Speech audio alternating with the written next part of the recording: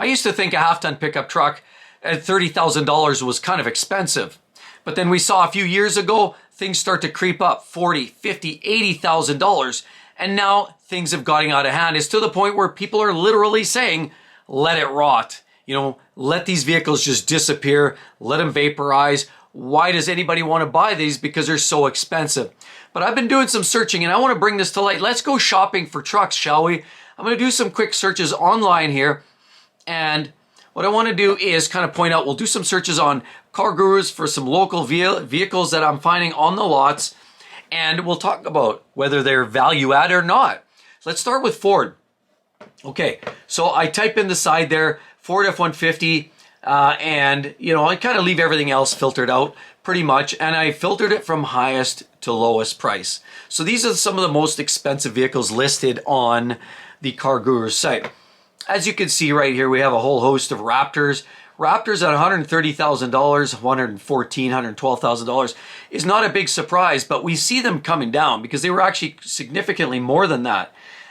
We look at some of these, and we could probably even, when we drill in, and look at one here for $112,000, F-150 Raptor. Why don't we click into that and see some of the details of what a $112,000 Raptor four-wheel drive gives you.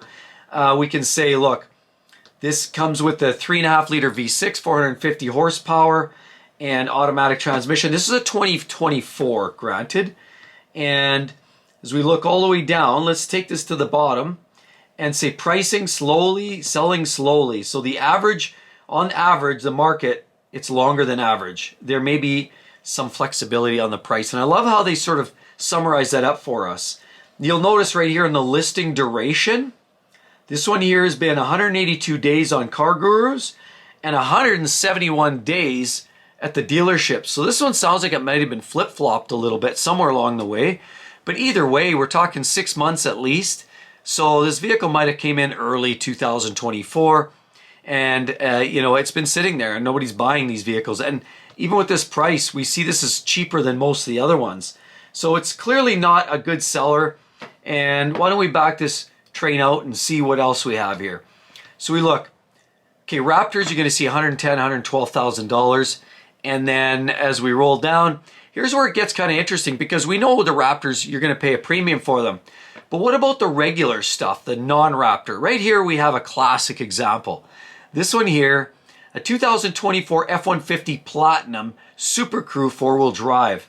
They're asking $110,000 for not a used, but a model year. It's old already because we're rolling into the 25s. So this is a 24, and $110,000 for a Platinum F-150 Super Crew four-wheel drive. See, this is getting crazy. Then more Raptors. We roll down. Another Platinum Super Crew for $109,000. King Ranch for $105,000. F-150 King Ranch Super Crew, $100,000. This is absolutely getting ballistic. So is it any wonder why a lot of these vehicles, these manufacturers are getting such a bad reputation, and why a lot of people are saying let it rot? But here, let's take this to the other end of the spectrum, because a lot of you're saying, I want it simple. I don't need all that bling and chrome on the badging on the back. And I agree with you. You don't, you know, a mid-spec vehicle like an XLT is kind of nice. You know, XL is probably even good. Even the STX, if it gives you the fundamentals, really all you need is a four-wheel drive crew cab and the rest is kind of history. So why don't we go to the other end of the spectrum here and see what the cheapest trucks on the market look like. And what do we have here? Oh, we have, look at this. We have a 24 F-150 STX Super Crew four-wheel drive. So it gives you everything you need. You get the Super Crew. It's a half-ton truck. It gets you, again, four-wheel drive, the crew cab, and I believe this one has the 2.7. Let's take a look at it. And this one has the 2.7, so it's got kind of the base engine there, but it's really all the doctor ordered in terms of, you know, if you need something to get around with, actually, it's not the worst consideration. This one here says it's been at the dealership and on Car Gurus for 203 days. So now you're probably 360, you're probably about 8 months, 9 months, probably thereabouts. So not selling. But what's wrong with that? And, you know, for $49,000, and see, this is where I've been kind of trying to coach a lot of people and saying, look, you got to go in and get the 24s. The 25s, there's been some cost-cutting initiatives from what I understand. Is in my own personal opinion, I've heard Ford's had some initiatives to reduce the number of individual parts by 2,400 going into 25. So this might be probably a better model than we saw or we're going to see in 25. And realistically, even though it's got the base engine, you know what? It's four-wheel drive, Super Crew. 49,000. This is Canadian money. Okay, I'm gonna put this out there. This is Canadian dollars, so $49,000. And because it's the end of 2024, I almost guarantee you could go in there. And I haven't tried this, but we can sit down with these guys, and I guarantee you could probably get that truck for at least $45,000, $46,000. Maybe with taxes, you're 47, 48 with taxes. Maybe you throw in some mud guards and a little PPF in there. Honestly, you can get this truck well equipped, all taxes all in, for well under 50 grand in my own personal opinion. And that's actually not bad. When I actually saw a Lariat version of the Maverick the other day for over 50 grand. Why would you want that if you can get a full-size truck like this? That's actually not a, just saying everybody. You know, so if you're looking for something, you know, a little bit more affordable, there's some options. What about this one here for 54,000? It's a wee bit more. Oh, 51,000. It's also a Super Crew STX. This one here has, how long has it been around? This one's been 118 days. So this one's a little bit more recent. But $51,000, you can find yourself some decent deals. So let's the hell with the Fords. We know you can get the Spectrum from $49,000, $48,000 all the way up to $110,000 pretty much for an F-150, depending on the state of trim. And you know, at 50 grand, I'm not saying it's a great deal. These are Canadian dollars, right? I mean, US, this is probably $40,000, high 30s. This, now we're talking, you see, you can get four-wheel drive, crew cab. Actually, not a bad way to go. Okay, so let's break this down. Let's go to, why don't we try a little Ram? Why don't we do a little Ram in there? And let's go 1,500 right there. And see what Ram has to offer. So we're going from the lowest to the highest. So Ram, we know they're one of the worst culprits for high prices. We know that. We've seen it. We've heard it. I show you, demonstrated that. Their top trim level there.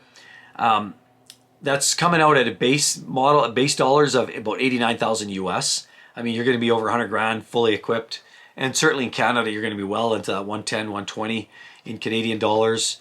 It's not a cheap truck. But if you look at this, tradesman quad cab, right there, $43,000. So who says you can't get a cheap truck? These are 24s, tradesmen. I mean, they're, you know, it's a base truck. You know, it's going to be like rubber floors and absolute base. But you know what? Some of these, I wonder, what does this come with? This nice gray color here. What do we got here? We got a 24 Classic Tradesman Crew 4-wheel drive. I bet you it's got the V6. Hey! Even gets you the Hemi. Look at that. You get the 5.7 Hemi in this with 395 horse. And it's a 24, brand new, plastic on the seats. And how long is it? 80 days on the dealership lot. So, you know what? I'm not even going to say it. I'm just going to say it. Not a bad way to go. 40... You know what? We talk about expensive trucks, and I agree. There's a lot of overpriced trucks, but as we look at this and you're at 45,000 Canadian, again, I guarantee you go in there, you probably get a couple $1,000s off. You're low 40s, and then what? With taxes, you're up to $45,000, $46,000 all in. Canadian dollars, remember, you're probably high 30s for this in US money. Not the worst thing considering what's going on. Now, granted, you know, this is a recent truck, so lot rot's not really a big problem yet for this one. It's when you have, you know, 2 or 3 birthdays. And if you look at some of the older models, you're probably going to find more issues with oil, flat spotting on tires, paint fade, things like that, batteries that are getting weak. But this one's new enough that it's actually somewhat inspiring. You get all the essentials, 4-wheel drive, the V8, which is going away. So this is where this one makes more sense from a Ram perspective. Instead of getting that new inline 6, this might be the way to go. So let's check the other end of the spectrum. Why don't we go to the most expensive, highest priced looking down? Why don't we look at what the kingpins of Rams, oh boy. Look, a 25 1500 RHO crew cab all-wheel drive. All-wheel drive, notice that all-wheel drive. It's a little different there, right? $145,000. What are they saying here? $3,000 a month. Yeah, let's drill into that, shall we? How much does this actually end up costing you? If you're one of those people that actually wants to go out in there and buy this truck, a brand new 25 RHO, $145,000 is, okay, you get the 3-liter inline 6, that's a Hurricane engine, high output.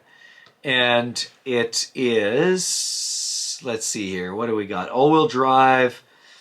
And how old is this? How new is this? Look at this. For informational purposes only, they're basically saying, yeah, you're going to pay, for 145 grand, you're going to pay $3,100 a month. $3,100 a month for this truck. Throws the extra taxes because you're probably stepping out of something old. You're probably paying $100 a month for taxes. You're going to step into something like this. You're probably going to have to pay $200-$300 a month for taxes. So now say a difference of $200-$300 on top of this. You're probably going to be close to $3,500 a month buying this truck. Okay, and I don't even know what that $3,100 is. It doesn't even really say if it's based on, oh yeah, see? It's based on the 10% interest rate, and it's based on 5 years. Based on 5 years. So that's a pretty significantly priced vehicle. So can you afford $3,500 a month just for the single truck payment and its insurance? I don't know. That seems like a rich way to go. But, hey, to each their own. So let's scroll on through here. Limited Longhorn, 106 grand. Tungsten, we talked about the tungsten right there. Right there, tungsten.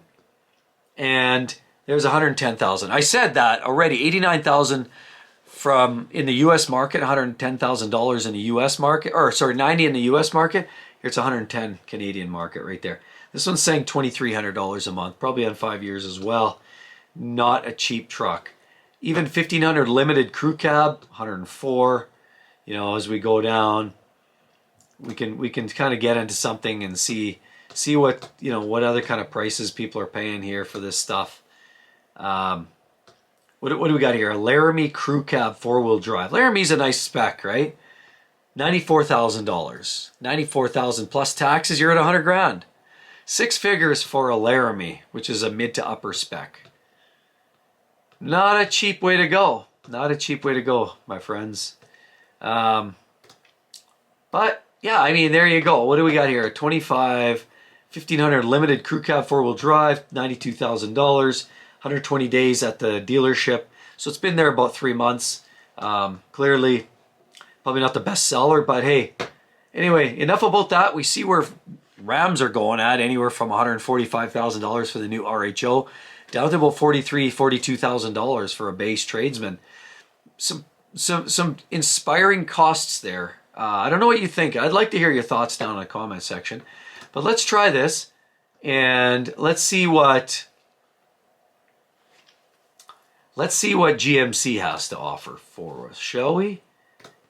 Oh, no, we don't want to do that. Let's pick a truck. What do you want to go? Sierra 1500. Let's go half ton and do some comparison. 1500 Sierra. So we're seeing those as well from the lowest trim levels at about 50 grand. So a wee bit more. But look at this old jalopy. Pro regular cab.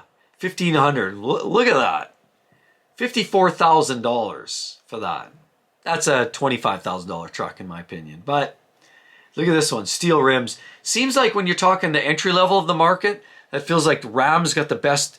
They seem like the broadest spectrum. They've got the cheapest base trucks, but they've got the most expensive top trim trucks. Whereas GM is kind of, they don't go as expensive on the top end, but they're also a little bit more on the bottom end. And so, yeah, they're all kind of over the map, right? So here we have a GMC Sierra 1500 Pro double cab 4x, it looks like. Steel rims, you can see that pretty base looking, 50 grand for that. To get into something a little cuter, he's got some actual alloy wheels, 54 grand.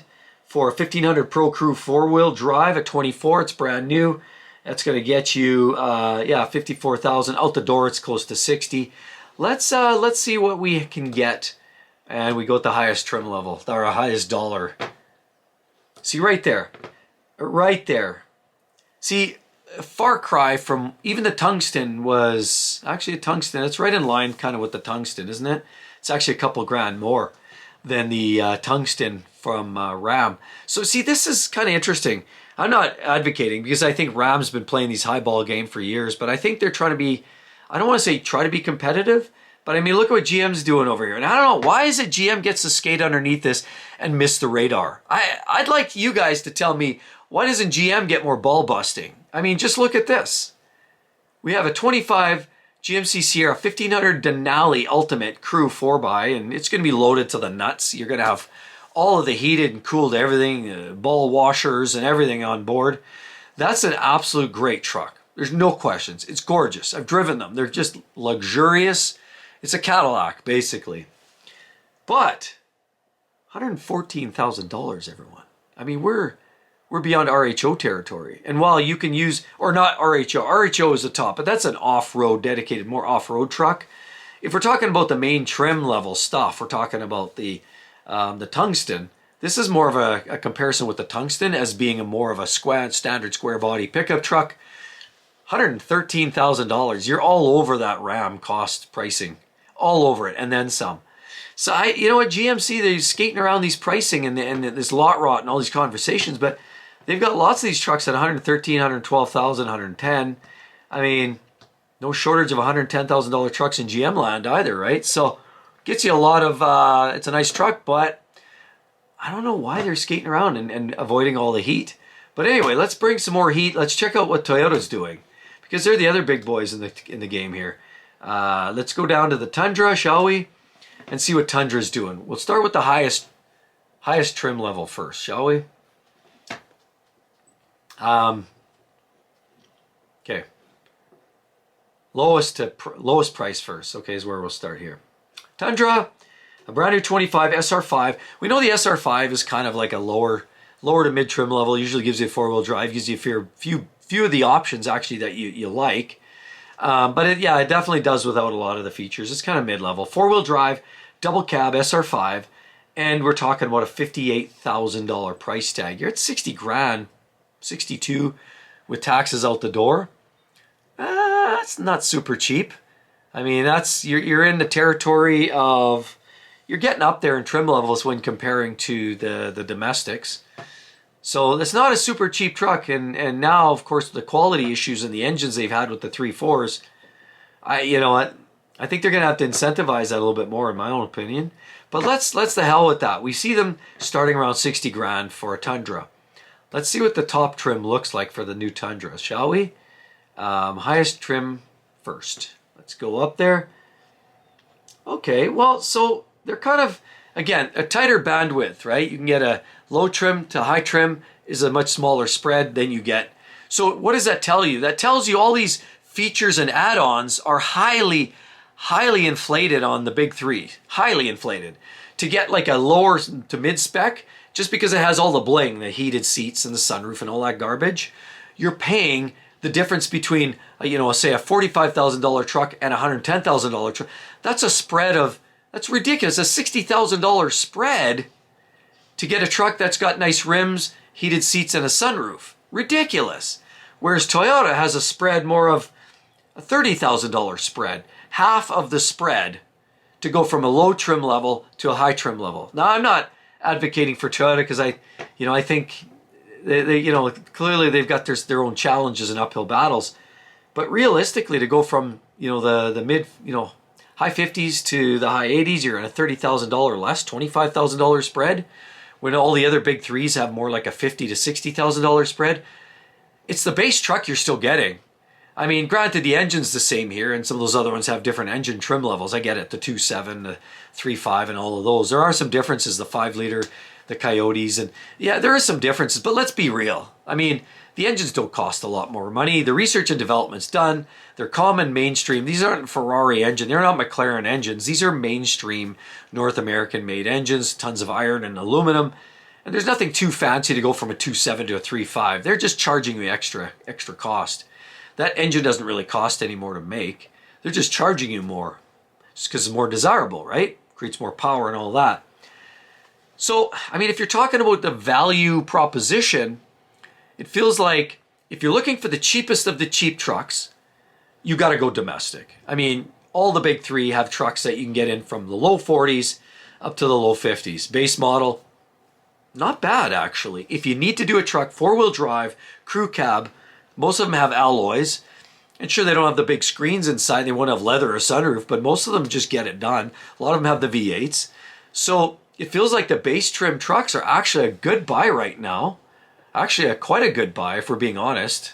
Something that I got to take a closer look at.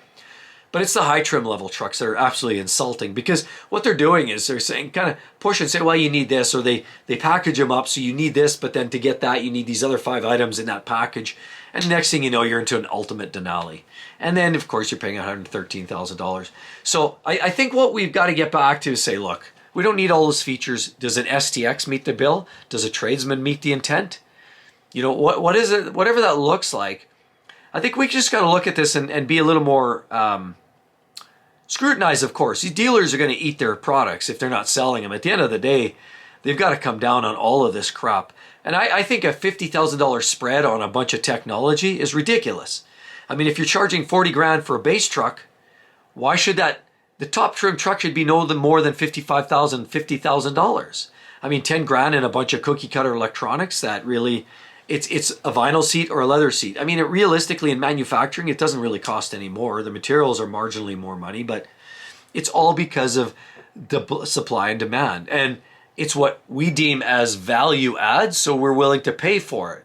See, if we're not paying for those value add items, we're not going to get smoked by those high dollars of the top trim levels. So just food for thought. There's some amazing buys out here, and I'm not even going to fib. It seems like there's some great opportunities to get some good deals around here. And as 24 wraps up the year, this might be your opportunity. Interest rates aren't amazing. I certainly wouldn't look at a $150,000 truck. I mean, who wants to be tagged with a $3,500 a month payment? But there are people out there. I mean, go figure. But either way, there's some good options out here. I mean, when you're dealing with a brand new truck that gives you a V8 four-wheel drive and a crew cab, and it's only costing you like low 40s, 42, 43,000, that's starting to feel like we're getting back down to where we should have been in the first place. So with all of that said, please do drop a line. I'd like to hear your thoughts around this and see if you're feeling the same love, you know, for some of the base trucks, and if you think all of it should just sit and rot. I mean, I don't know, what are your thoughts? Let it rot? Or should we give it a green light? I'd like to hear your thoughts. Definitely check out those videos. You're going to love them. Hope to see each and every one of you, and I hope you have an absolute wonderful holiday season. Hope to see all of you real soon. Bye-bye.